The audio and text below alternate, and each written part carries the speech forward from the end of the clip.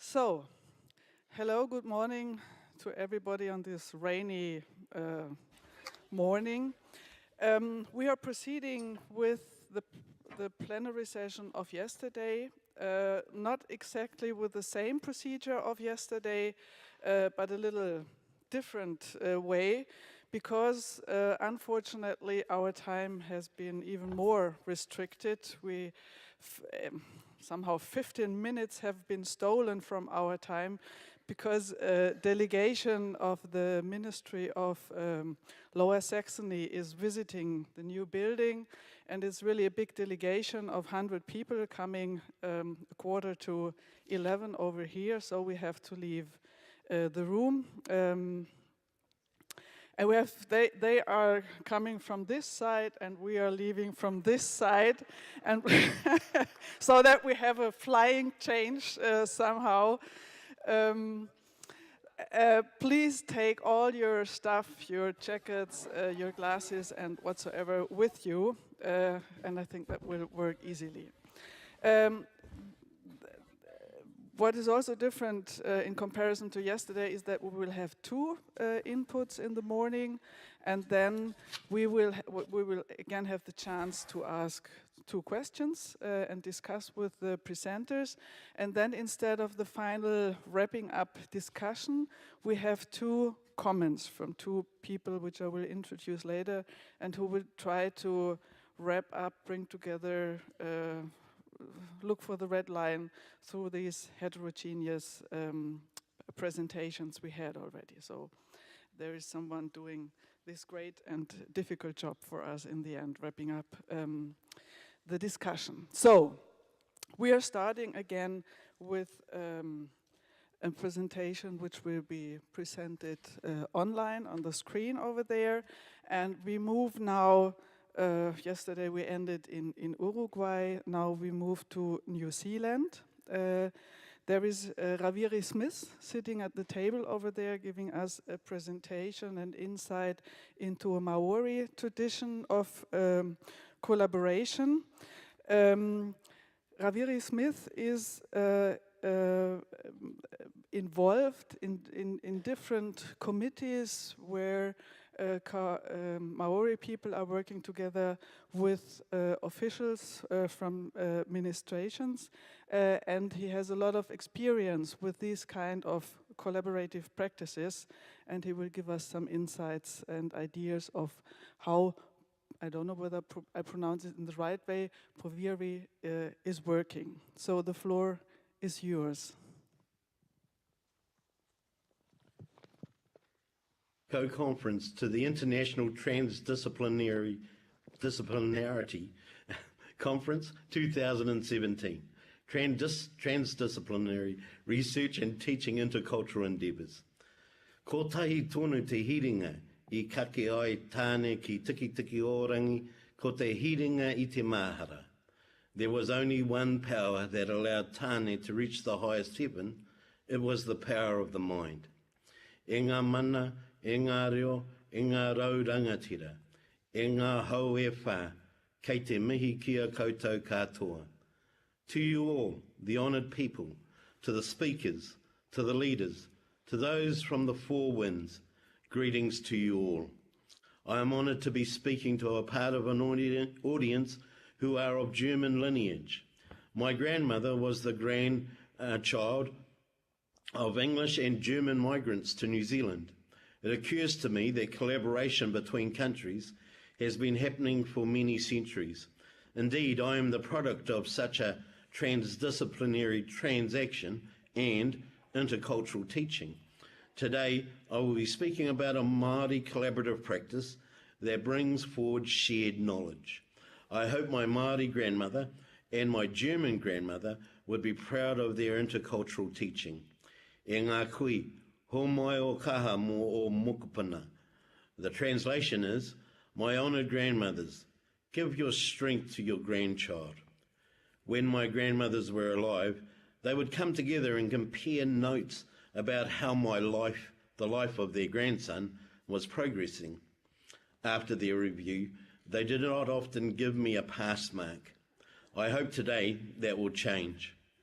I would like to start with the description of my race. The Māori people are the indigenous people of New Zealand.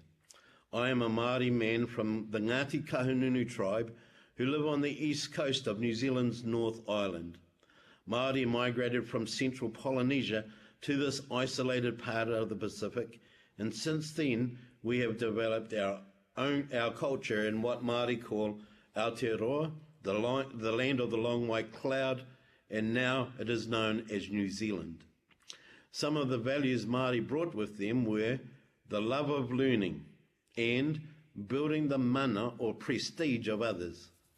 What I propose to speak about today is just one of the many Māori collaborative practices, Powhiri or welcome. I will take the principles behind the formal ritual of the Powhiri, and we will construct an informal conceptual Powhiri that people from any walk of life can use.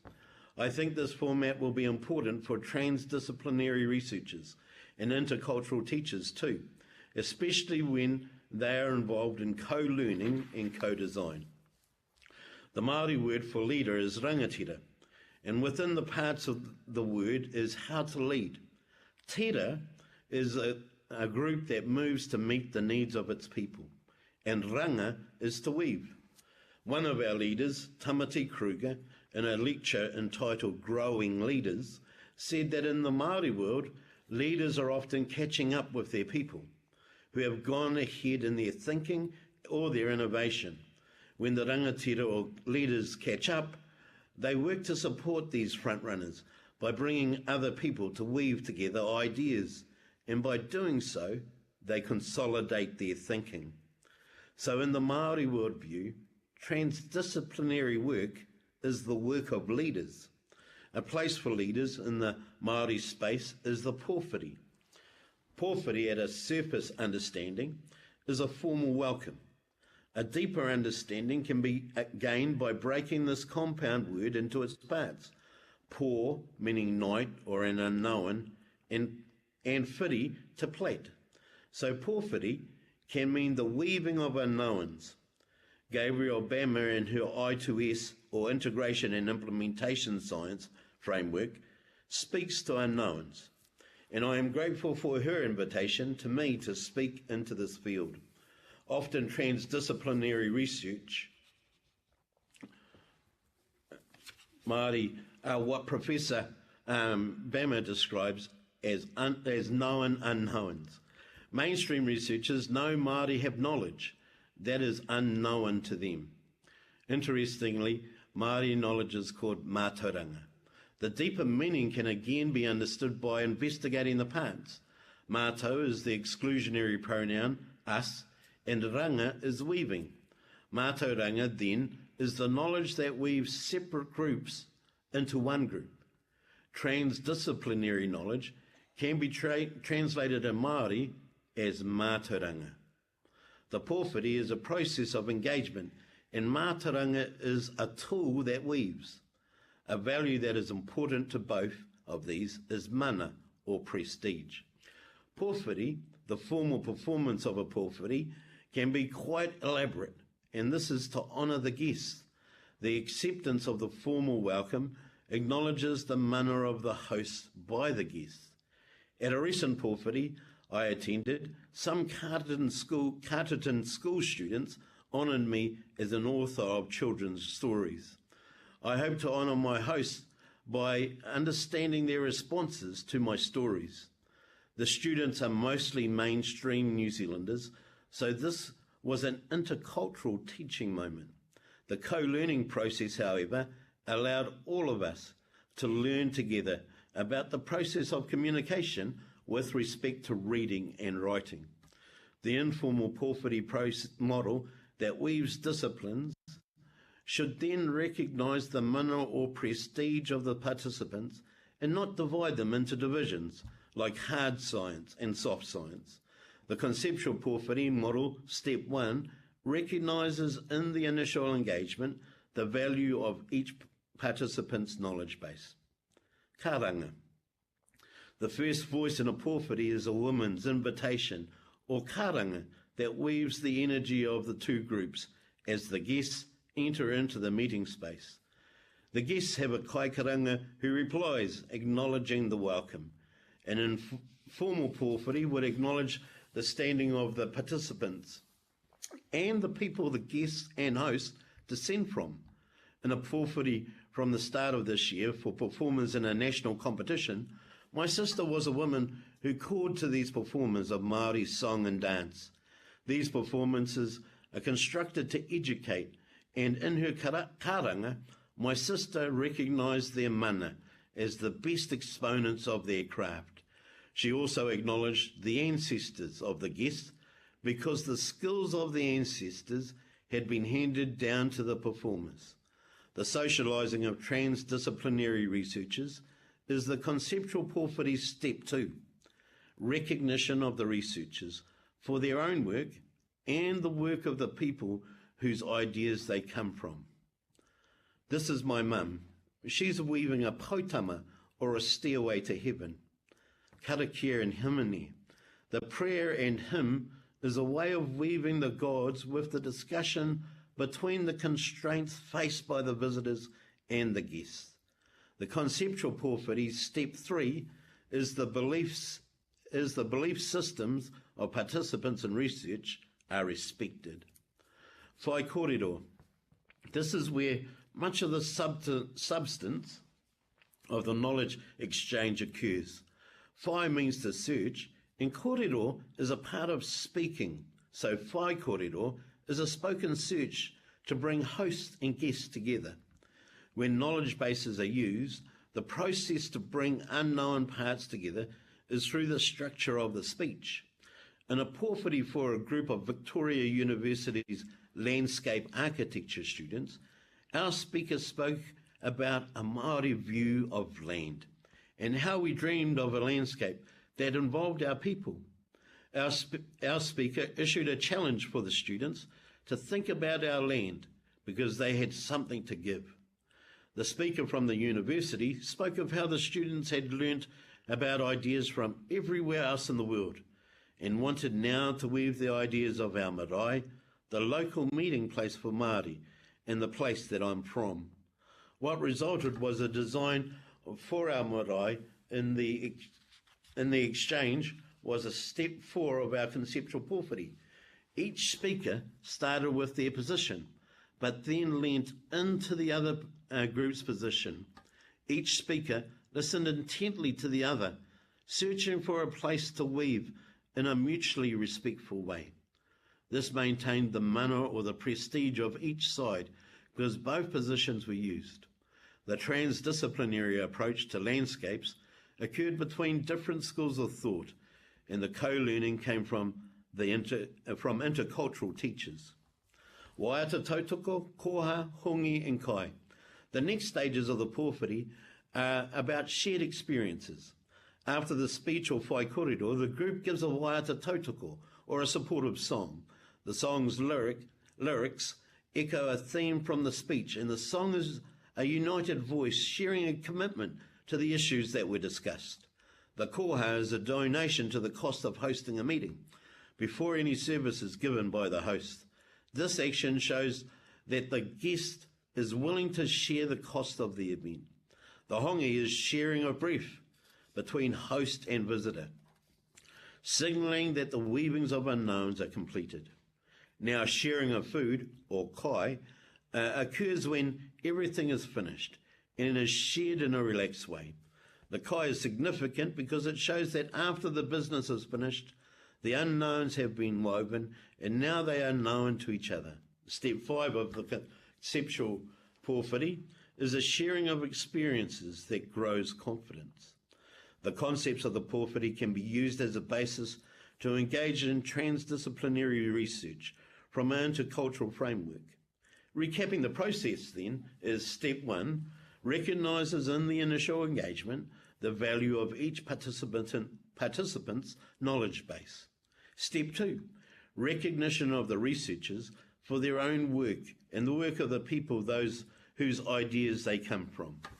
Step 3 is the belief systems of participants in research are respected. Step 4 is each speaker started with the position, but then leant into the other group's position. Step 5 of the informal Powhiri is a sharing of experiences that grows confidence. I'm going to add step 6, the ability to adapt, but with the values of the love of knowledge and the building of mana as a part of the adoption. The Powhiri can be adapted like our people, specifically an ancestor known as Tamaho did in the late 1800s in a small town in New Zealand called Greytown. A nearby Māori settlement called Papawai was the home of a Māori parliament. Many guests would arrive from around New Zealand by train to attend the parliament. The train station was some 14 kilometres away from Papawai. Tamaho would pick his guests up from the railway station to bring to Papawai for a Powhiri. The guests were often excited by the arguments they would want to make in the Powhiri as a place to practice before they spoke to the Māori Parliament. On the way to Papawai, Tamaho would take his guests through the main street of Greytown. Waiting for Tamaho was a brass band, and they would go in front announcing the arrival of this honoured guest as they played. By the time the Powhiri was performed at Papawai, the gusto of the argument had been replaced by the whai kōrero, or the spoken search. You have every right to ask, but can these principles be ground truth? My professional development for 2016 was spent observing the practice of teachers and students of Toi Whakaari, the National Performing Arts School of New Zealand. This creative school uses a Powhiri model for creating a dramatic production. The landscape architecture students of Victoria University I spoke about earlier also use the Powhiri model in their design thinking. One of my cousins, who lives away from our homelands, questioned how these university students acquired their knowledge from Māori. She is protective of our intellectual property. The student, who won a national prize for her work with our marae, answered my cousin by explaining the process, like the conceptual Powhiri. Then she undertook to weave the knowledge bases and how she did that. While the Powhiri model has worked in other disciplines, it waits for the world of transdisciplinary research to pick it up and run with it. These principles have been used in the Māori culture for many centuries, and I commend them to you for your consideration. Nō reira, e ho mā, tēnā koutou, tēnā koutou, tēnā koutou katoa. This translates to, well, friends, greetings to you all. How did I do, Grandma? Thank you.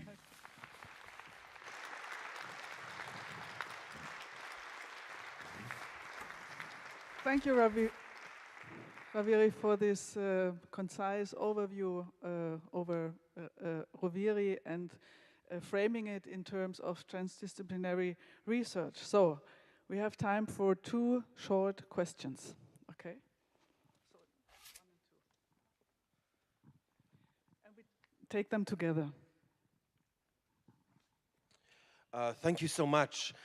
When I was in grade 4 in Canada, I had a Maori teacher who was very influential in my life. I'm thinking of Robert Bateson, Morris Borman, and others who write about the re-enchantment of the world in reaction to an over-scientific positivist sort of approach to the world. It's about appreciating the ceremonies, the etiquettes, the enliveness of all of the world around us, rather than simply trying to pull it apart. So I hear that's partly what the great contribution is you're making, is seeing the weaving together. My question is really around the darker side of Maori culture, because we know that it was a warrior society as well. So it seems to me that there was something that the culture has done as a transformation, and I'm particularly interested in transformation, to be able to emphasize these qualities that you're talking about and somehow deal with the darker side around the warrior part. So I'm wondering if you might have some thoughts about that transformation process. Thank you. Hello. Shall I answer that question now? Cool. Good. I think we are meant to present the questions together, and you can answer just both at one time. Yeah. Hello, my name is Michiel Keeser, University of Amsterdam. I appreciated your talk very much. And my question ties in somewhat to the former question. We've been discussing here how inter- and transdisciplinarity has a tendency to synthesize or perhaps integrate opposing views. And I was wondering whether the Powhiri experience, if I pronounce it correctly, whether you could tell us something from your perspective in that tradition, how you deal with really opposing forces and perhaps positions that do not want to be integrated as much. How do you cope with that? Thank you. The first question about our warrior gene. It's good that you ask, because that's often a depiction Māori have throughout the world, especially in rugby-playing nations, where we challenge people with a haka, which is translated as a war dance. We had a movie here in New Zealand called Once Were Warriors, and it highlighted the violent nature that our people might have. But the truth is actually that if we took our traditional methods, we would have had a movie called Once Were Gardeners, or Once Were Teachers, because while the dramatic is something that we highlight, the actual transformation of colonisation, especially in public schools from the English tradition, was about discipline. In fact, the early journals about Māori and the way they treat their children wasn't flattering, because they said they'd never discipline their children, was some of the journal writings about Māori. While Māori have, in their colonisation and in their marginalisation, have had a tendency about violence, much of the opportunity to be educated, one, but two, retake some of their traditional assets in terms of something at home called, in New Zealand, called Treaty of Waitangi Settlements. So our people signed a treaty with the New Zealand government, and we signed it as a partner. And over the last 40 years, Māori have been heard about their grievances, one, but more importantly, what they wanted to do with the future. And they didn't want to do too much with their future.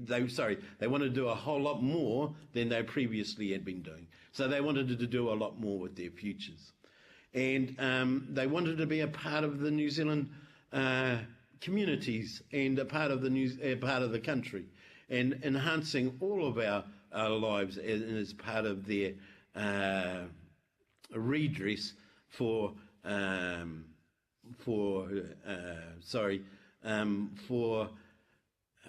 difficulties that they had faced in the past, or injustices that they had faced in the past. And so part of the transformation has been taking a hold of our own reality and being leaders, and maybe sending teachers all over the world, including Canada. But one of the things that our people love is people. And so there's a whakatauki, or a proverb, that says, what is the most important thing in the world? It is people, it is people, it is people. So now onto the opposing views. When we've got quite different views, the Powhiri model lends itself to understanding other people's views. And so when in the whai kōrero, in order to maintain the mana of the other side, we can't just stand in positions. We have to think about how we can come together, and how we might see the opportunity of what seems like contradictions, if we can see that opportunity as a paradox. So that actually in what would seem to be contradictions, there can be a truth found. And often that's about perhaps enlarging the scope of the argument and thinking about things a little wider. I've used the analogy of weaving. And one of the parts about weaving is that you have to make your strands, the strands that you weave, pliable. And making them pliable, they're able to respond to each other. One of the things that we can say about Māori, as we can say about many people throughout the world, is they're often been up against the odds and have conquered them. And so they've succeeded in overcoming difference. Difference, though, should be appreciated. It shouldn't be just accepted or swept under the carpet. We should be taking on difference and thinking how the different point of view can work. In my own town, there are two tribes of Māori. One is called Rangitane and another is called Kahungunu. And sometimes we oppose each other just because we don't like the person who's saying the argument.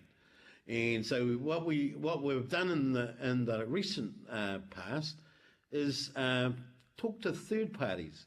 And we then, by concentrating on a third group, actually see how much we've got in common. And so we investigate the argument from a different viewpoint as opposed to going just oppositionally and adversarially against each other. Thank you for those great questions. Okay. Thank you, Rawiri, for joining us and for answering our questions. Okay. We are now moving to the US, to our next presenter, Reid, coming from Colorado State University, giving us a presentation on the transformation of science for society. Reid is director of the Center for Collaborative Conservation and professor at the Department of Ecosystem Science and Sustainability at Colorado State University. And she recently focuses in her work on collaborative governance in communities all around the world. And she is especially interested in transforming science for society, and that's what your talk is about. The floor is yours. I'm a bit of a mover, so I'll take the microphone. Good morning, everyone, and kia ora to Wairarapa and Melissa. My family is from New Zealand, and I have some Maori cousins, and so thank you for coming out early this morning. And I had an experience last night of looking on the conference website to see who to thank, and I'll tell you, it's about half the people in this room. But I want to single out Uli and her team. Bianca and Tobias have done a wonderful job with this conference, and thank you for inviting me to speak.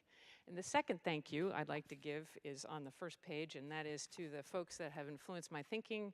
Many of you have already influenced my thinking, but this group, Corey Knapp, Maria Fernandez Jimenez, Kathleen Galvin, and Julia Klein, all in Colorado, are part of this presentation, definitely.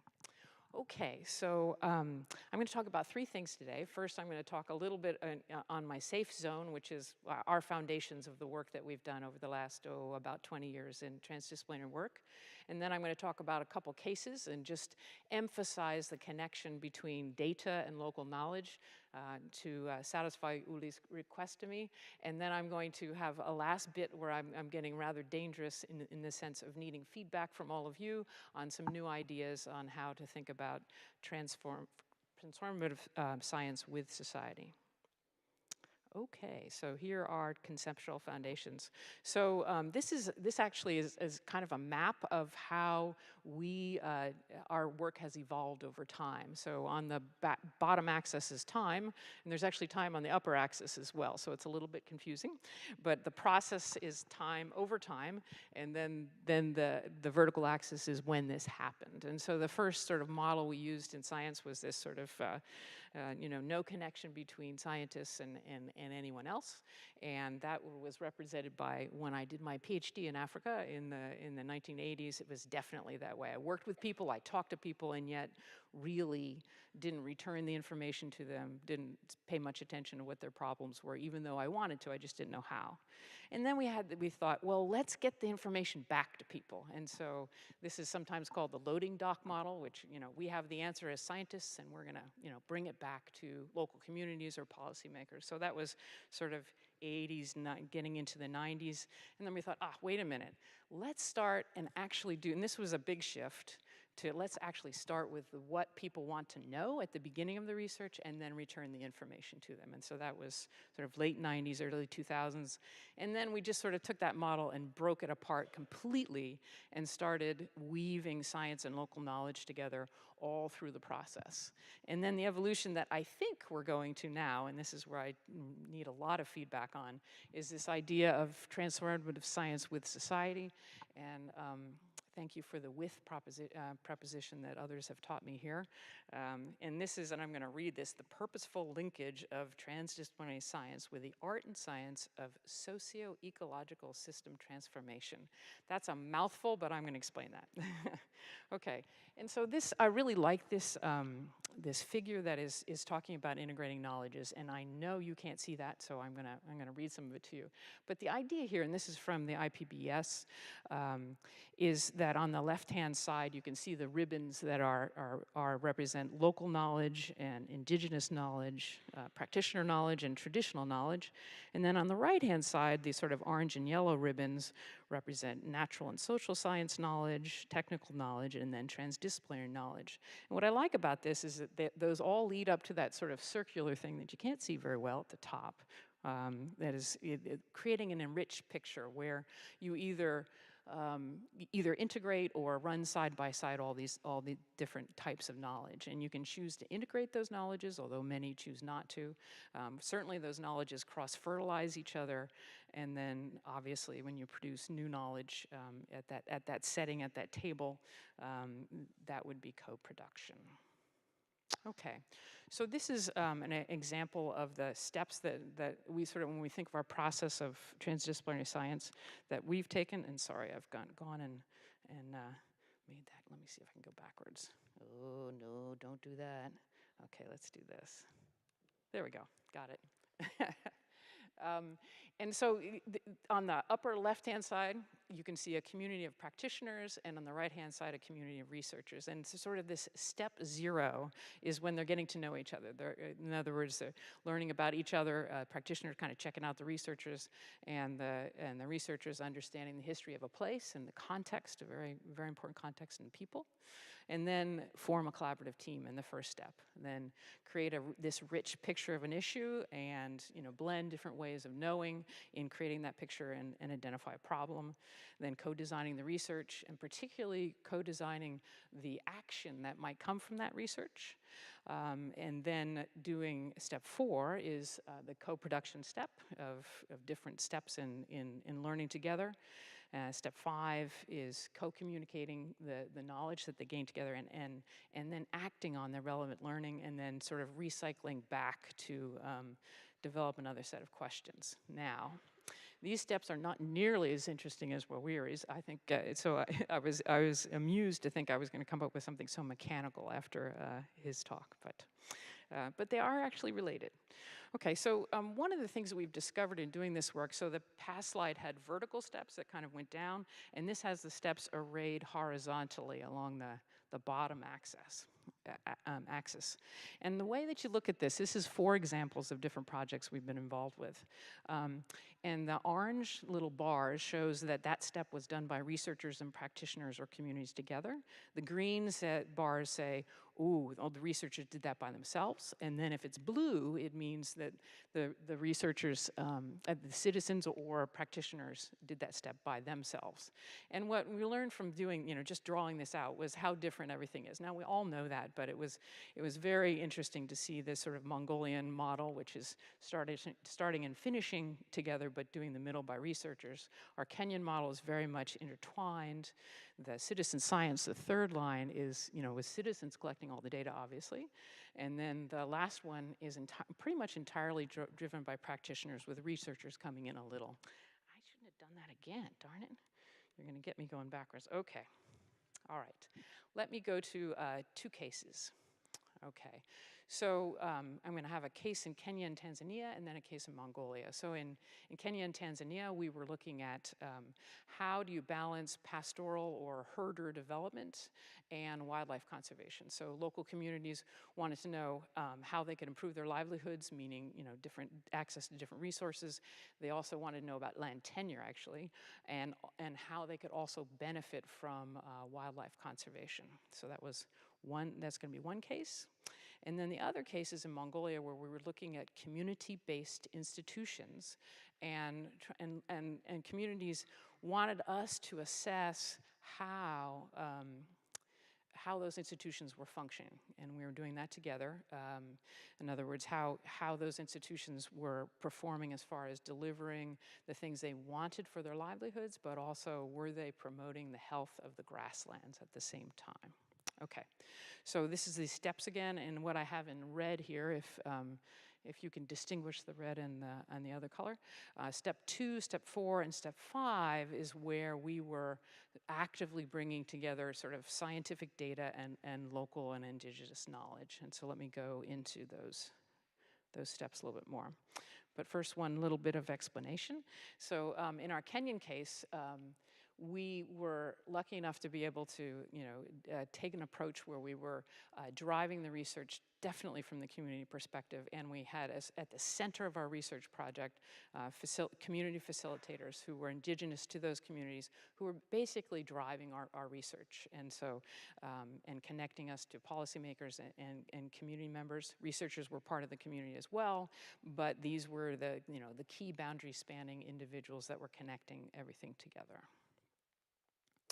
So, so this is step 2, sort of how you create that rich picture, and so this sort of couple first lines that starts with policymakers and then interdisciplinary scientists. Really, lots and lots of meetings, of course, go on in trying to figure out what the big issues are and how we might work together. And then scientists would bring data that they got from the literature or had already collected and bring that together with this local knowledge. And then there was a great negotiation about what we should work on. And then we developed questions and hypotheses together. In some cases, in the Kenyan case, we had the communities were reviewing the proposals to approve of them. And then also in the Kenyan case, we planned backwards from where we wanted to go. So we kind of looked at, sorry, I've done that again. You start with sort of where you want to go, and then you work backwards and say, okay, what is the research we could do that will actually allow us to get to that action? And so that was a very helpful process we went through. Secondly, the step 2, sort of this collecting and co-producing knowledge. There was a number of different things that we did in these 2 different cases. Definitely the leadership was shared by local and international scientists and community members. And we collected data together. And also, I think the biggest step is that 3rd step is analyzing data is really hard to do together. It's sort of, at least in this case, it was hard to do together. So we did it in the case of the Kenyan-Tanzania example, but not in Mongolia. But the interpretation of the data, what it actually means, and the bringing together of local interpretations. And basically, the scientists didn't know what they're doing, and the locals taught us what was really going on and how to interpret the information. That seems to happen over and over again in my life. And then also, as the communities took the information and started implementing it, and scientists were supporting those folks. Okay, then finally step 5. So this is the part on communication. So pretty much all the communication of the information that we had was made by community members to policymakers or to other community members. And so when they're doing that, they're bringing together their deep local knowledge, and they're bringing together the data itself that they've collected and being selective about what they present. But that's definitely a step where the data and the local knowledge comes together. And then we had some success in the Kenyan case of our research results. This has been going on for about 17 years in Kenya. And so we're now seeing these big, sort of longer term impacts of our work. And so we've seen changes in the private sector, and then policymakers using it to develop policy, absolutely. And then communities using it to our findings to speak to those who are more powerful and to also inform local decisions. And then in Mongolia, our work is definitely being used by nonprofits to change how they do their work and what they're actually doing and how they monitor their impacts on communities. So just as a summary of sort of what I think are transformational impacts after many years of doing this is the first thing that we saw was this sort of new and more confident leaders. You know, they were these facilitators we worked with, and that was a big part of our work. And they now are leading national nonprofits. They're also leading some big parts of the national government. So they've risen, and partially because of the work we did together, also because of who they are, to these larger levels and are able to have much more impact on the national scene. They've also, you know, one of the programs, just an example, implemented a biodiversity payment scheme which doubled the incomes of the poor households, and this is part of our research. And they used that additional income to send their female children to school, so that was it was very unexpected impact. And then the thing I think is the biggest impact of the Kenyan work was this third bullet, which is these new leaders, they wanted to solve, thank you, the problem of land tenure insecurity, and so there was a great expansion of community-based conservancies, and those conservancies are new institutions that are that our team members actually designed. The team also had a big impact on the design of different wildlife acts and land acts in the country. And then in Mongolia, similar sort of impact, you know, leadership and impacts on policy. So from this, I can kind of come to the conclusion that we really can do transformative work with transdisciplinary science. So what's missing? Well, I don't need to remind you all that, that the complexity of the problems we face and that we really need everyone involved in trying to solve some of the problems that we face. Also, I've learned through this work that local voices are almost never heard, and so transdisciplinary science really can empower and legitimize those voices as much as we as scientists don't like the fact that science has that power. To use that power is very interesting. And then I think the last one that I think it can be a catalyst for transformation. So what are we good at and what are we not good at in transdisciplinary work? I think on the left-hand side is sort of where we're strong, and I think we're good at looking at adaptation and processes to engage stakeholders, and we've got lots of cases in this room of work all around the world. And we also, I've met so many passionate people at this conference. Everybody is passionate about what they do, very, very much so, yeah? And then in the middle, maybe we're okay at integrating different knowledges, and then also maybe we understand how socio-ecological systems work for those of you who work in that area, and sort of, you know, what that transformation point might be, although I'm not so sure.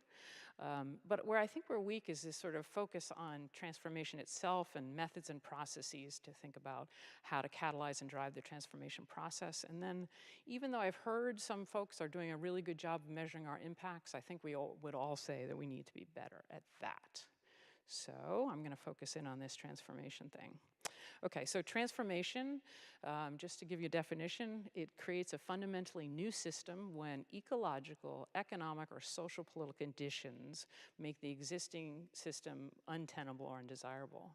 And it's a step beyond adaptation, which obviously accommodates change. It's shifting to an underlying change in the structure, and that led to the need for adaptation. And often in these systems, the transformation occurs at a particular moment, which might be called a window of opportunity. So here's the adaptive cycle.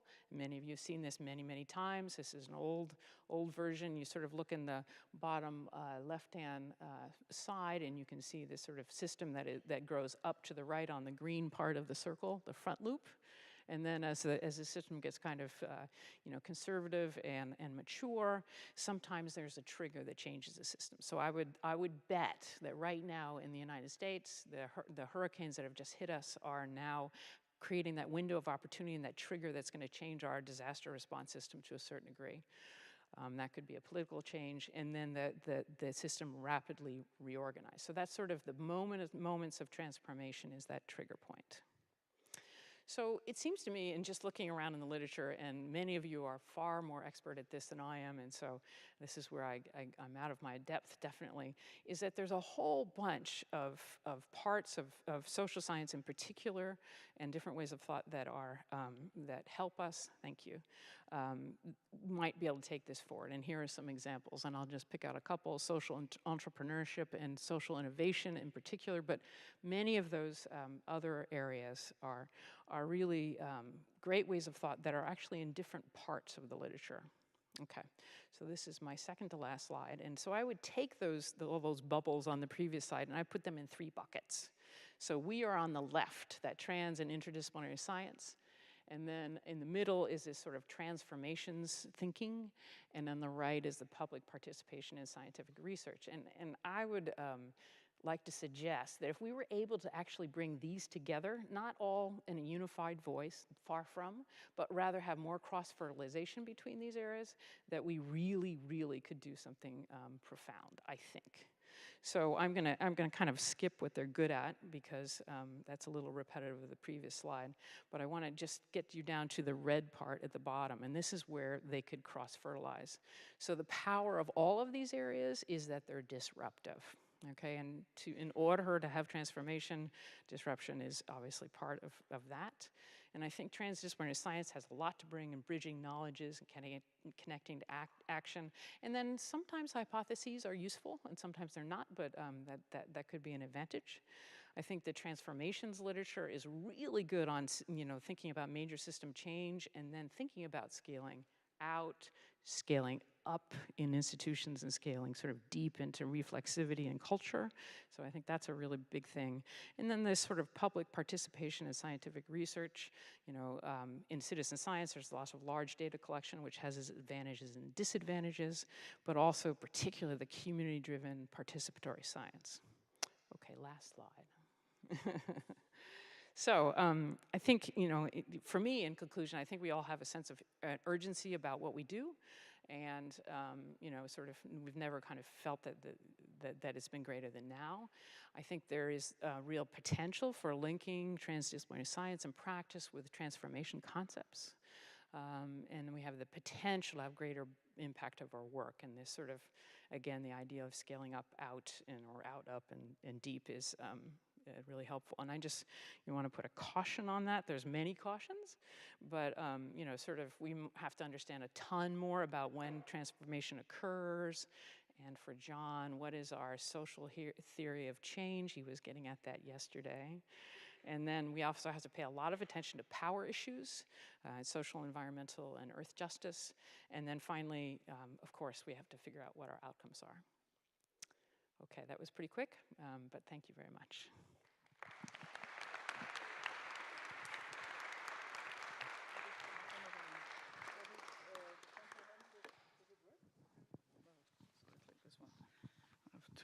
For this comprehensive presentation, are there 2 questions? Oh, 3. Well, no, 3. And if it's okay with you, we take them together? Yes. Okay.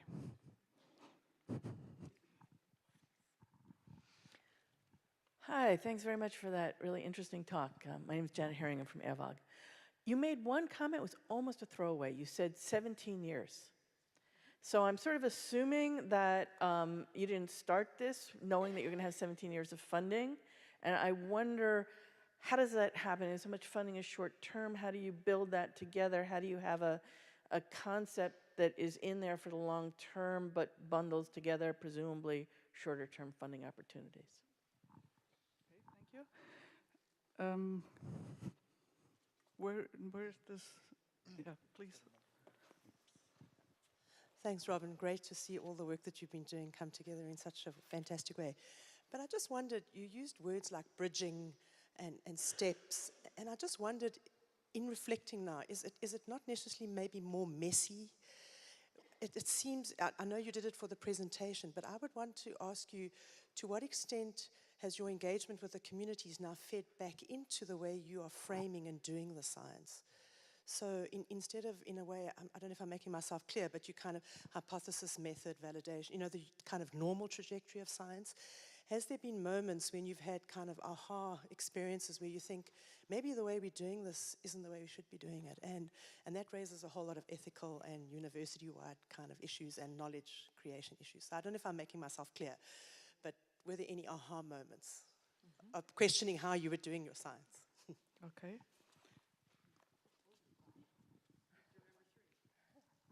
Hi, Lauren from University of Stellenbosch, but living and working in Burundi, very much linked to that question about, 1999 to 2017, but how the long time frame, deep engagement, but also could you comment on the institutions during that time? Because I know you were based at ILRI for a lot of that time, and how that the institutional background wasn't mentioned or covered, but I would assume that impacted the deep long-term engagement. Oh, yeah. So good on picking up the 17 years and how that pulled off. So the institution. So I lived in Africa for 20 years and worked in an institution that supported this kind of work, but it was a major grant that got this going, a set of major grants. And so I would say for the first 8 to 9 years, we had really the whole team together and major funding, and so could kind of continue and learn. Maybe it was 10 years. And in the succeeding 7 years, we've had bits and pieces of funding to follow up different parts of it. So in other words, the folks that were the community facilitators that were really at the centerpiece of this big effort, they have gone on to other things, and we continue to work and do research with them. It's not really research, it's co-learning. And so that's sort of how we've linked it all together. And also, just looking at the impacts of our work has been some of the follow-on work that we've done. So we haven't had a major funding to follow up on this. We've had bits and pieces, and we've done that in some places. So there were some places that we didn't continue work in, and haven't followed up as strongly, and other places where we did. And so it kind of diverged that way. But our students are very much, many students trained on these projects, and particularly in Mongolia, and they are taking forward this with a gusto that is quite exceptional. So it's more the transfer of our shared experience to the next generation, I would suppose, and how they're taking it forward in their leadership is sort of the next steps there. Not sure that's a satisfactory answer to your question, but that is the answer I would give. And then over to Colleen. So the first thing that I did was wonder about the scientific process in all of this. And so I would suppose my first aha moment was when I realized that, and this was a really long time ago, that the sort of questions on hypotheses, that I was an observer of that, and the people that really developed those were the people locally. So I haven't done a project in it as long as I can remember without developing the ideas and also basing all of the work on the observations locally of what's happening in a local system and what we ask questions about and that sort of thing. But as far as the actual scientific process, yes, at first we use I use those steps and all that sort of thing. But I've been on the search for a different way of doing this. And when I hear Rawiri speak and look at what he's talking about, I'm like, aha, I need to learn more from my Maori cousins about, in other words, indigenous ways of querying and knowing about their place.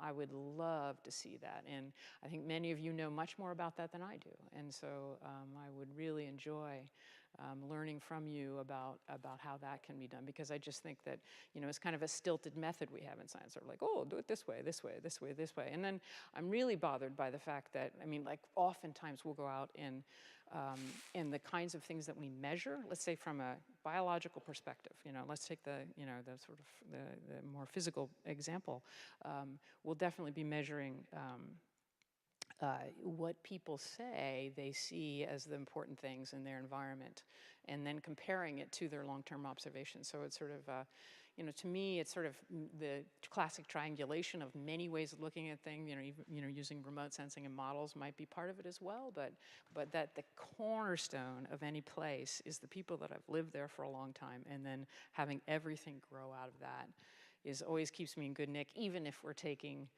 the sort of more traditional, you know, let's do this kind of thing. I mean, how do you bring it all together? And I'd love to have that conversation with folks. Thank you.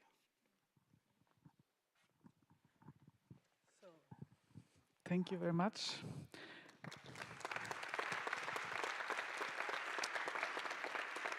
So, we are now coming to our 2 comments.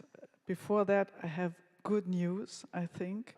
The Ministry of Science got stuck in traffic jam. We have time until 11. So that means that we have still time for some questions, 2 questions for our 2 next presenters, who will comment on all the presentations we have heard yesterday in the evening and this morning. We start with Michael O'Rourke, who is a philosopher at Michigan State University, and at the moment he is also interim director of the MSU Center for Interdisciplinarity. The floor is yours. You have 15 minutes. Thanks. Excellent. And do we have a...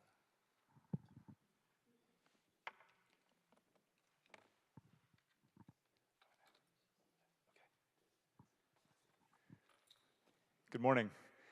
I am really excited to have this opportunity to interact with you this morning. I've learned a lot from the 5 papers that form this session, and the opportunity to think deeply about some of the lessons that are imparted in those talks is a real payoff for me. And I'm very pleased to have been given this chance.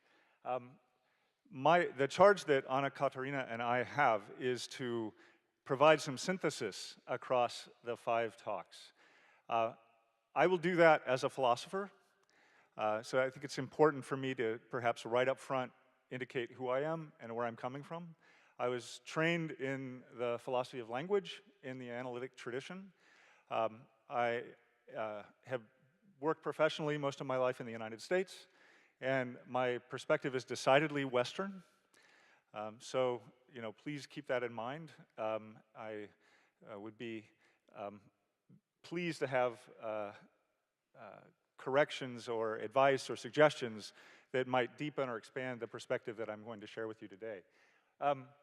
Although I'm trained as a philosopher today, I take myself to be kind of an emissary from the humanities. And so what I want to try to do is provide a synthetic perspective from the humanities on the talks that we've had a chance to hear. I will do a couple of things. I'm going to talk just very briefly up front about the architecture of the session, and then I want to spend most of the time talking about integration across the session. This is a complex session, right? There are 5 talks distributed out over 2 days. And within these talks, you find a number of different conceptual orientations. You also find case studies distributed out over 5 continents. Right? There's quite a bit of difference. But what I would like to do in talking about the architecture of the session is to concentrate on the similarity among the differences. So one example of the similarity is the glimpse that these talks supply of the power of the transdisciplinary approach to find traction in very different contexts across the world, right? So again, our talks focus on cases in Canada and Uruguay, South Africa, Kenya and Tanzania, Mongolia and New Zealand, right? And so the great variety in terms of the cases, I think, highlights just how attractive transdisciplinarity is as a way of engaging with complex problems. The second observation I'd like to make as far as the architecture of this session is concerned is just this point that all of the talks combined theoretical principles with case studies. Or put it a little bit differently, each talk brings with it an interpretive frame that they impose. Maybe impose is too strong. That sounds kind of negative. Maybe that's the wrong word to use here. But an interpretive frame that's utilized to provide interpretations of embodied, embedded problems of various sorts. And I think what's interesting in the talks is the different level of emphasis, right, between the theoretical approach or approaches and the case studies. So this varies, this kind of balance struck between these two vary across the talks. A couple of possibilities that might explain this variation in emphasis. One is that it highlights the positionality of the speakers, where they are vis-a-vis the projects that they're describing. I think John's point about context is absolutely true, and I think context matters all around. So it doesn't just matter when you're thinking about the location of a transdisciplinary project, but also it matters when you're thinking about where you're coming from as an investigator. In addition, it might also, this difference in emphasis might indicate just how embodied the speaker might think what a transdisciplinary methodology needs to be, right? How much abstraction we can introduce into our understanding of transdisciplinarity and still have that understanding be meaningful and valuable.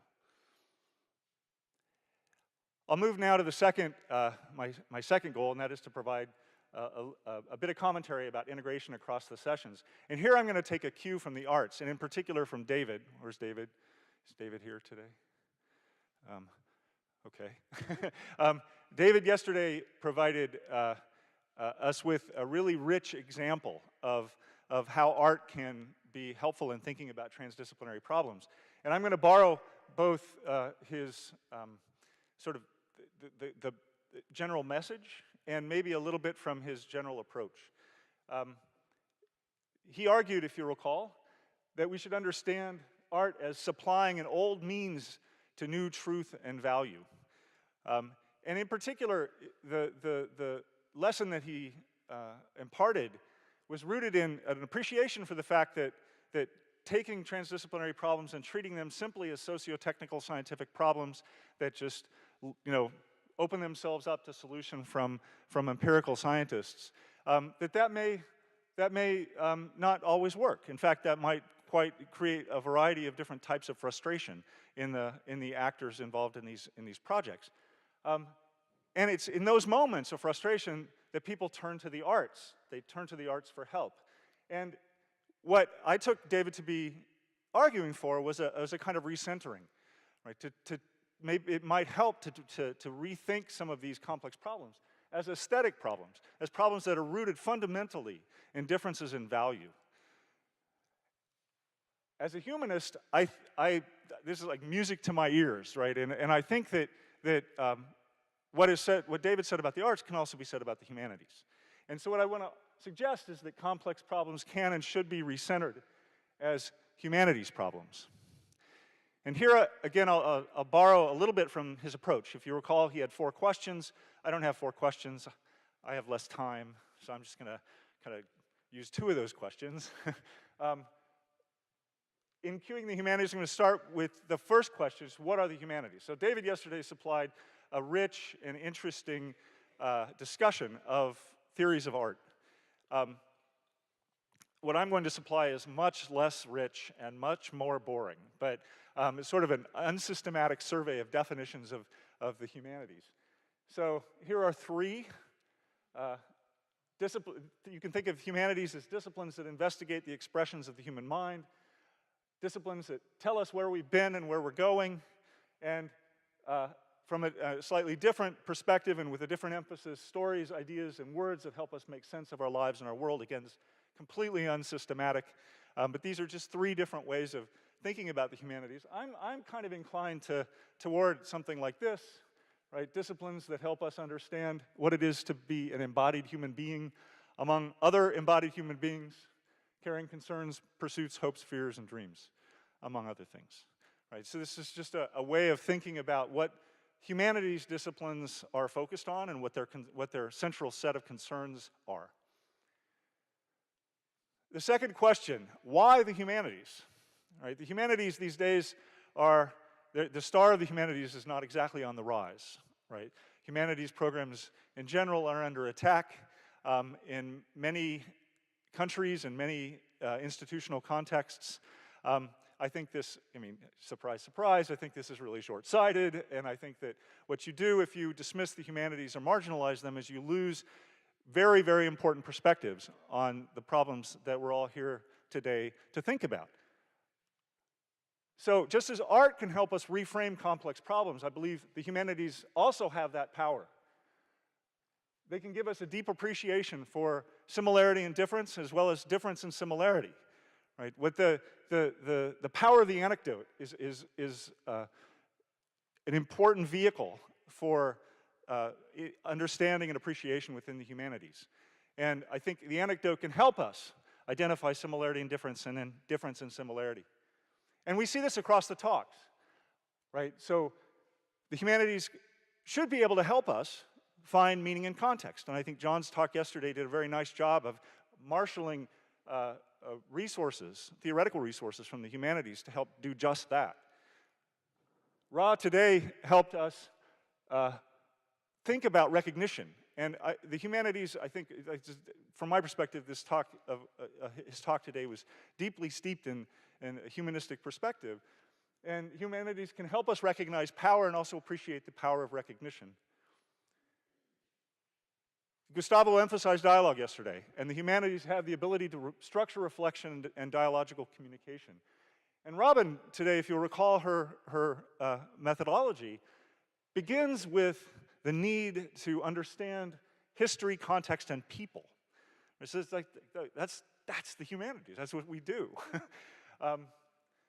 So in my view, what the humanities can do is they can help us find what is human at the center of these complex problems. In my opinion, this is what drives their importance. This is why we care about them. And this is kind of in the spirit, right? They remind us of, you know, wherever we go, there we are, right? Complete with our values, biases, strengths, and weaknesses. So I want to spend the last couple of minutes talking as a philosopher about the talks and provide a human center that is rooted in what I'll call engaged philosophy. And as a philosopher, when I try to do this job of synthesizing across the talks, I use the method that I've been trained in, which is the method of conceptual analysis. So I try to find the classificatory devices that are utilized by the speakers in making the claims they make and in arguing for the positions they defend. And so I focus on concepts. And here I follow a method that I think is really nicely developed by Rick Shostak in sort of looking around and trying to find humanities concepts, such as context, integration, values, transformation, agency, recognition, power, ways of knowing, history, and humility. You'll notice that a key to being a humanist is not being afraid of fonts other than Arial and Times New Roman, right? There's a huge long list of fonts, and you just play around in there. That's awesome. These are concepts that figured importantly into many, if not all, of the talks, and they're concepts that I believe the humanities have helped us understand. Now, as a philosopher, what I might do in this context is try to think a little bit about what these concepts are, systematize them, organize them in various ways, and then put them in contact with the philosophical literature. So attempt to draw insight and inspiration from work that others have done in thinking about these concepts. And this is a table that I don't think I have time to talk through in detail, but on the left-hand side, you'll see a few of the concepts that I mentioned, along with what I take to be the talks where those concepts are centered, the domain, specific subdomain within philosophy where those concepts receive illumination, and then a few critical questions distributed across those contexts. And so, for example, ways of knowing. Right? One critical question that you need to keep in mind, I think, is how can we weave together different ways of knowing without introducing power differences and power gradients along the way? We need to be careful not to engage in what a colleague of mine, Christy Dotson, calls epistemic exclusion, a form of epistemic injustice or epistemic violence that results in people not being able to speak, or if allowed to speak, not being heard. Another observation to make concerns context. I think John did a very nice job yesterday of highlighting just how tricky it is to dance on that sort of razor's edge between wanting generality and wanting to appreciate the sui generis nature of context, right?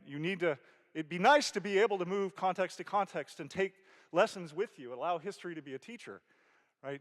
But the more you do that, and the less it seems you might be sensitive to the details of the specific details of the context you find yourself in, right? So balancing that is a key part of understanding what it is to say that context is everything. All right, 1 minute. How can I operationalize this in 1 minute? Well, I really can't, but a couple of points.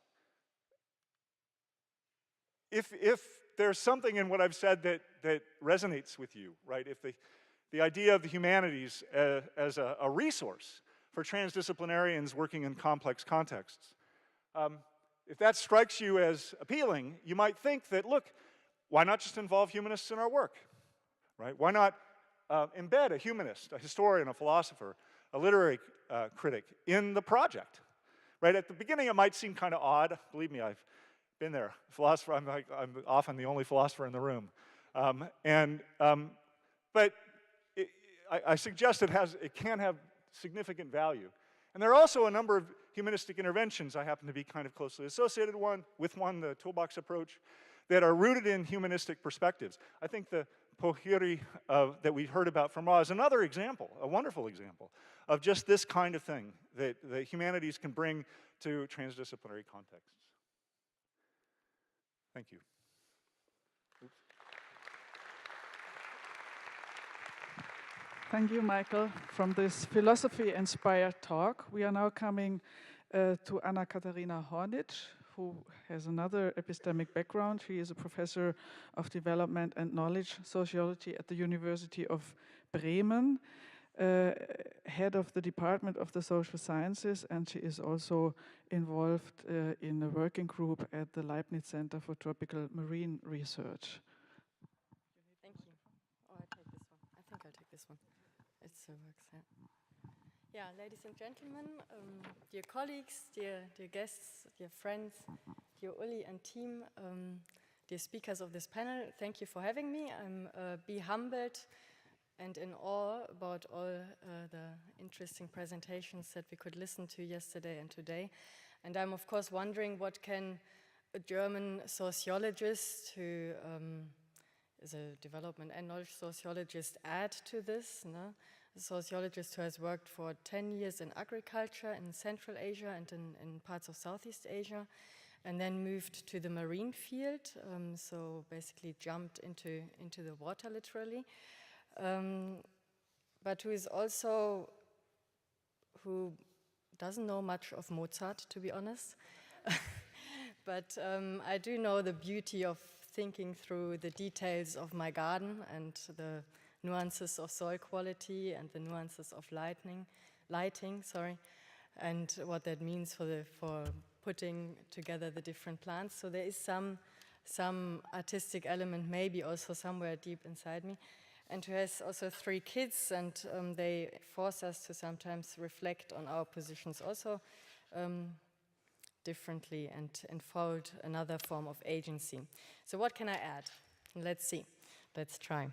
So first of all, of course, I see that we listened to five different talks that all focused, and that's not surprising, at a transdisciplinary research conference on overcoming social and epistemic inequality, or at least contributing to it, that all brought in different or conceptualized transdisciplinarity in very different ways, but all challenging, obviously, existing power structures, so very strong also democratic undercurrent, basically, in the different talks.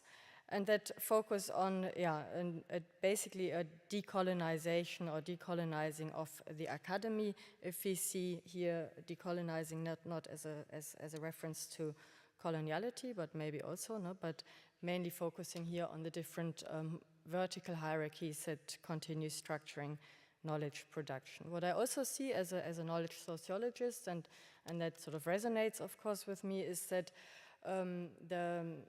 that actually all 5 talks took on a very strong social and communicative, discursive, constructivist approach, to knowledge. So knowledge was understood, or is understood in these presentations, as everything that is regarded as knowledge in and by society. So that's completely in line with Peter Berger and Thomas Luckmann. And it, of course, is a very open definition of knowledge that inspires diversity.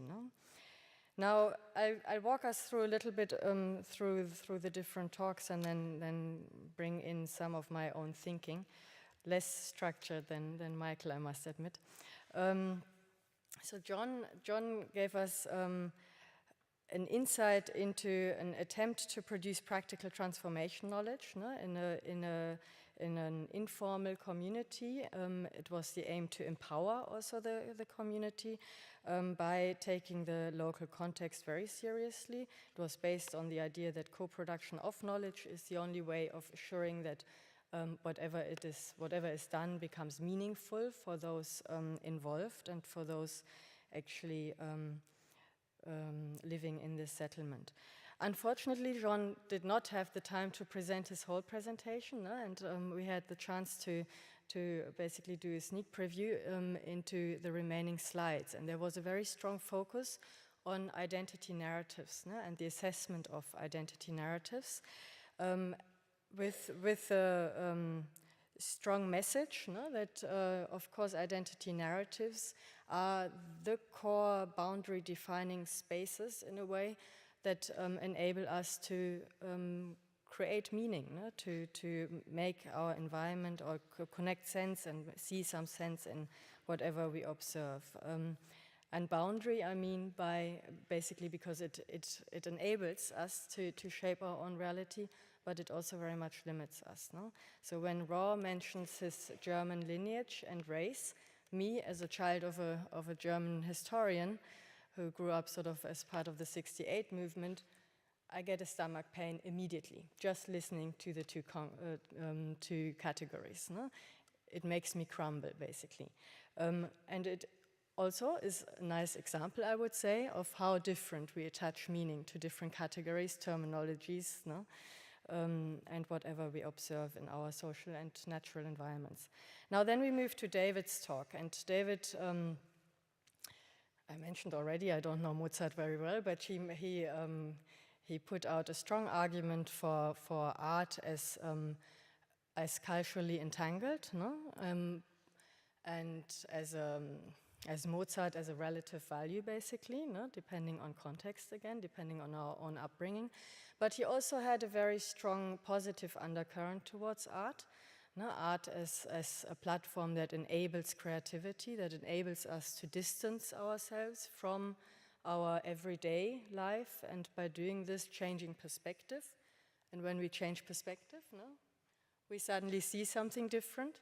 And that, of course, enables us to reflect. Now, this positive undercurrent I can completely associate with it, but I would nevertheless like to also point, of course, to the other side of the coin, just to not forget the dialectic of enlightenment. Horkheimer and Adorno's culture industry came to mind immediately as well. Art being also a product or an element that can, of course, also be misused, that can also be used as a homogenizing force, as a force to manipulate the masses, so to say.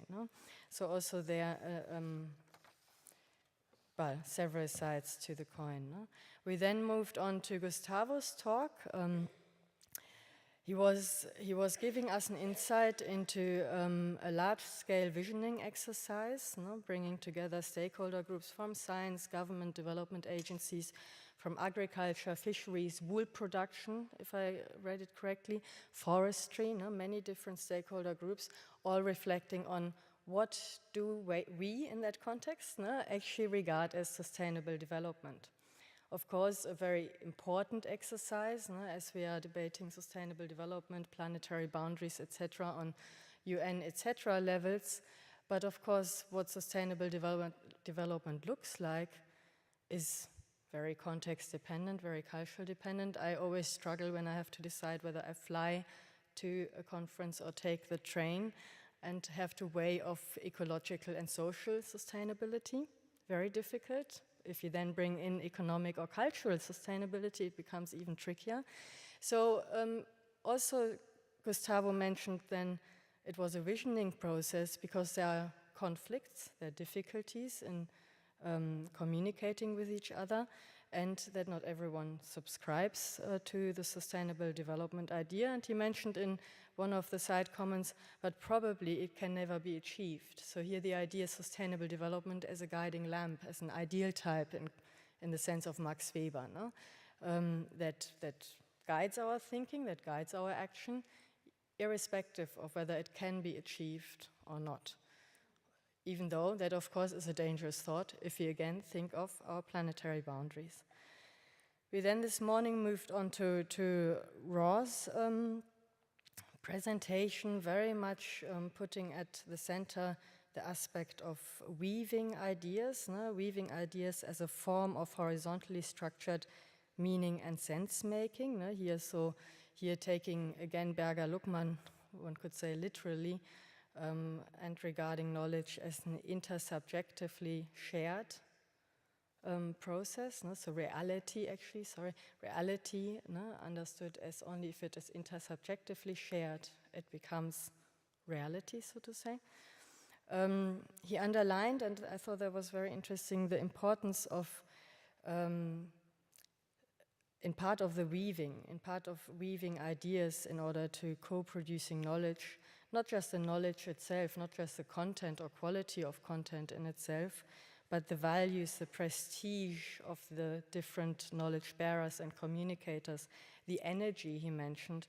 He mentioned also the particular setting and place in which the exchange took place. All parts that are crucial for knowledge claims and also for not just knowledge claims, but for gaining epistemic authority, to sort of come here also to some of the concepts that Thomas Gierend, for instance, works with, and others. Well, then, what I thought was quite interesting was that nature and the environment actually played a very small role in his reflection. He even said, what is most important to the world, people, which out of a critical position, you could say that calls for a strong human dominance over the planet, which exactly is the case. That's what we are practicing, but actually should probably move away from. We need to move away from perspective where it's legitimate that we dominate. Now, I have to speed up, I can see. We then move to Robin's talk. Robin walked us through 6 different models of doing research in developing context, if you want to call it like this, in agriculture in Kenya, Tanzania, and Mongolia, and basically ended with a strong plea for. She also underlined, and one of the achievements that new and different, more confident leaders were being socialized, that sent their daughters to school, that also push for conservation quota on the policy level. And I wonder, what does new and more confident leaders mean? I can think of many very confident leaders who are probably not that new, and I would still not want to live in any of their countries. So does more confident and new also always mean more democratic? It can be, but we also have examples where transdisciplinary engagement processes empower people, and once empowered, it might turn. Nevertheless, there was a very strong focus on transdisciplinarity for transformation, and I thought that was very interesting and very important. No, the moments, and she had this loop, moments of transformation, and then the back loop, which again, of course, reminds of the dialectic of enlightenment. And of course, the underlying current then always is, well, we need to change power structures that enable these back loops and that also restrict the effects that transdisciplinary approaches have. No? And Robin shared a very interesting paper before the conference with us discussants in which she presents Model 1 to 5, no? That she was touching on today as well. It's a paper that positions transdisciplinary research approaches on a very authoritarian platform, PNAS, yeah, published in PNAS, which is important because it can contribute to, of course, a changing of power structures. It can contribute to what some were discussing yesterday as well, the limits of publishing transdisciplinary research, the limits, the difficulties of it being recognized. Nevertheless, I also have to wonder, and would just encourage us to think about it, PNAS and the mentioning of CGIAR ILRI of Harvard University, of course, one asks, well, does it confirm the existing power structures or change them, or does it both, no, confirm and change, and if so, is that possible? So I'd come to my final points. So all 5 talks were about focusing on vertical hierarchies between different knowledge systems, between different cultures of knowledge production. No? And there were the hierarchies in the room, or the hierarchies that of course play a role, or played a role, were between scientific and non-scientific knowledge systems, between different disciplinary knowledge systems, between disciplinary, interdisciplinary,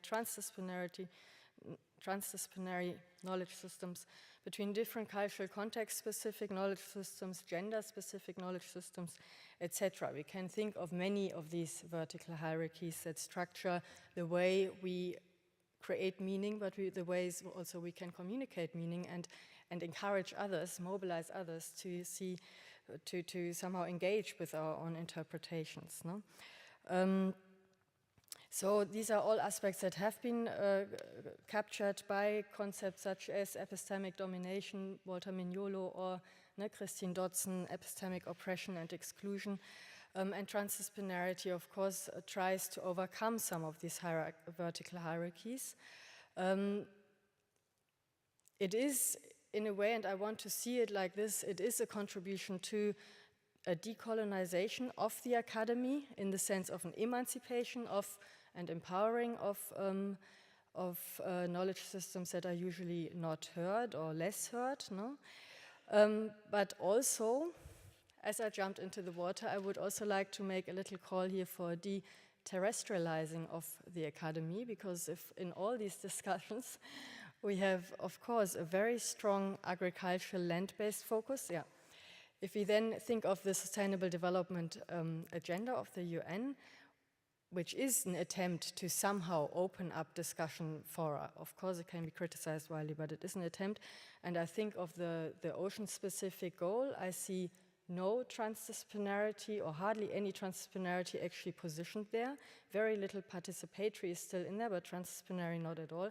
I see a strong focus again on ocean observation systems, on monitoring systems. I see very little actually reflection on the change in power structures that is required, and I do see a further subscribing to a growth paradigm, no? Which is in the end the overall problem, growth in the economic but also in the demographic sense. And I see this call here. I just want to mention, if we want to think about decolonizing and deterrestrializing the academy and other forms of knowledge production, we need the positioning on powerful platforms. And I find it hilarious and nice to mention that the German Exchange Service, together with the French Exchange Service, just published a call called "Let's Make Our Planet Great Again," trying to attract foreign researchers to Germany and France, sorry. Thank you. Okay. So, 2 brief questions, and I will give you then the chance to respond to the questions. So please, would you come to the front? Thank you very much. Just an answer to what you said, that the sea is disregarded. Anna Katharina, can you see me? I'm here. I disagree, because Elinor Ostrom made a landmark development on community-based fishing rules with her lobster fishing paper in Maine. I think she showed how important it is that we use community-based natural resource management also on the level of the sea. Yeah. And I like very much your power consideration and decolonizing academia, because that's what we really are faced talking to Tuareg or nomadic pastoralists everywhere. We really need to listen to them. And if we are willing to listen carefully and carefully analyze the language they are using with all the epistemic power that is in it, I clearly would say that's the way forward. Thank you very much. I'm not sure I need to respond much. I fully agree. Ostrom is there is a community, but in the mainstream communities, it's still minor. There's another question over there, please. Hello. I'm afraid I'm turning the question a comment. I know it's not very polite, but I'm really glad that both of you picked up on the fact that art can be a part of transdisciplinary research. At the same time, I feel there's still a bit of a question around how you see art. So, Michael, you said it's art, not arts. So there, for me, already starts a problem. You instead mentioned art as something which could manipulate. Normally that's called propaganda, not art. So I feel there's lots of space which can be explored and should be explored, and I'm really glad that you brought it up. But yeah, I feel like the arts can be given the same, admiration as the science. So maybe it's a bit of a appeal to look at it with a bit more detail and openness maybe to the discourse. Thank you. Sorry, I have to respond first. I mean, of course, propaganda and art is a difference, no? Of course, but we also can observe in many parts of the world substantial cultural imperialism that is art-driven and art-based, art product-based. Yeah? So if you think of Chinese cultural imperialism in Southeast Asia, if you think of Russian cultural imperialism in Central Asia, and many others in history, no? There is a fine line. No, I don't agree. It's not immediately propaganda. It's the use and it's the export of cultural products and language, of course, as well, no? On the mass scale. So there is propaganda and there is art, but there's also a lot in between. I'm not sure this is going to be a response to the comment, but one of the things that keeping in mind the dangers of misuse, which I think are dangers that attend to all intellectual structures, aesthetic structures, humanistic structures, scientific structures. There's always a danger of misuse, and that's something that we have to attend to, and we like be very vigilant about attending to. But art and humanities in particular, I think, are really great at highlighting aspects of the problems that are situations that make them problematic, right? And that bring out what motivates us to care. Yesterday, David said something about how artists are brought in to just make this meaningful, right? It's like, make people care about this. And I think that recentering these problems as aesthetic problems or humanistic problems puts kind of the priorities in order. So, like, what is it about these situations that we find problematic and that actually motivate us to be concerned and to devote our careers to trying to do something about them? I think that those two modes of intellectual engagement have the power to do that. Just to say, I mean, art can be also an inquiry in itself, and it can be very critical. So I think just to look at it as something to be at the end, as something to illustrate or to kind of look, an aesthetical product is slightly short-sighted maybe. So yeah, just my appeal to maybe look at it in a bit broader way. Thank you.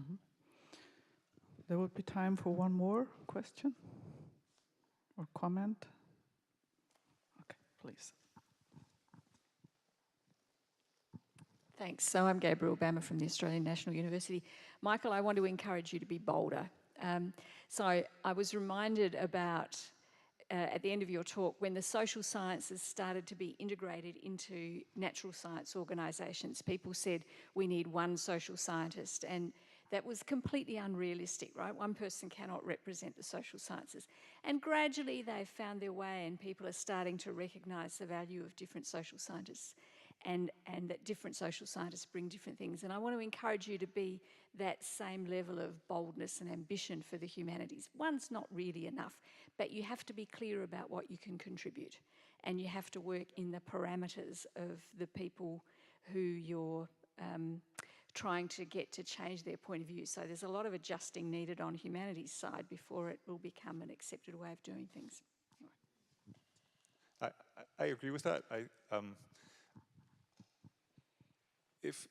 I can't speak for all humanists, but I certainly think that many of us who self-identify as humanities scholars have, when we've tried to move into these new spaces, right, interdisciplinary spaces that involve the sciences and social sciences, or the sciences, and transdisciplinary spaces that involve communities, you know, we meet with resistance, right? It's like, you know, why are you here?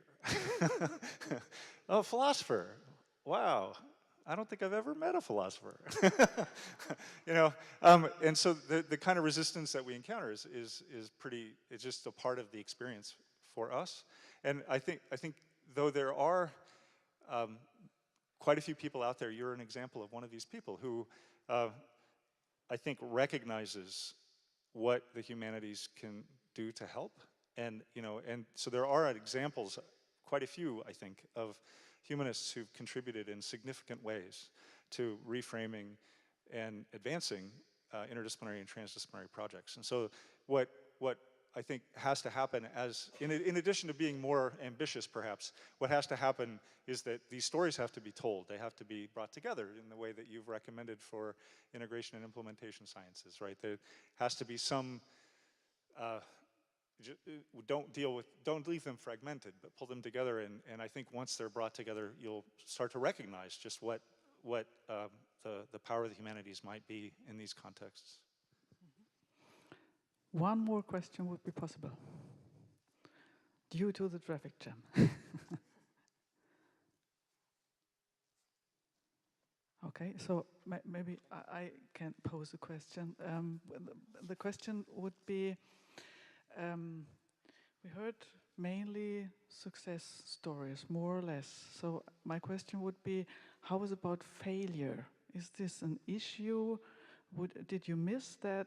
Would that be an important thing, failures in the sense of having the potential for learning? I mean, first of all, I don't think that any transdisciplinary process, attempted transdisciplinary process can really, maybe I'm wrong, but can really be a complete failure. I mean, I think they're structured, as I experienced them in Uzbekistan, for instance, or in Tajikistan.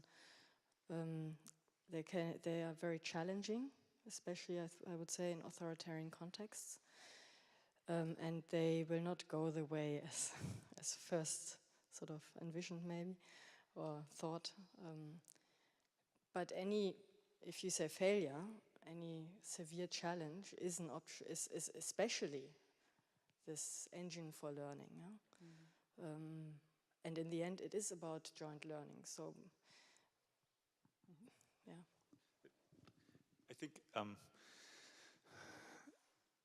there is a risk, it seems to me, that if you operate in a way that doesn't heed the advice that I think Robin emphasized, right, that by beginning with a stage where you seek out understanding, right, where the history that's relevant, the aspects of the context and the people, then there's always a chance that the project might actually wind up doing more harm than good. And I think I mean, in terms of effects, right, that it's not a failure, there are effects that are, but if they're harmful effects, then I think that might be one way to think of what it might be like for a transdisciplinary project to fail.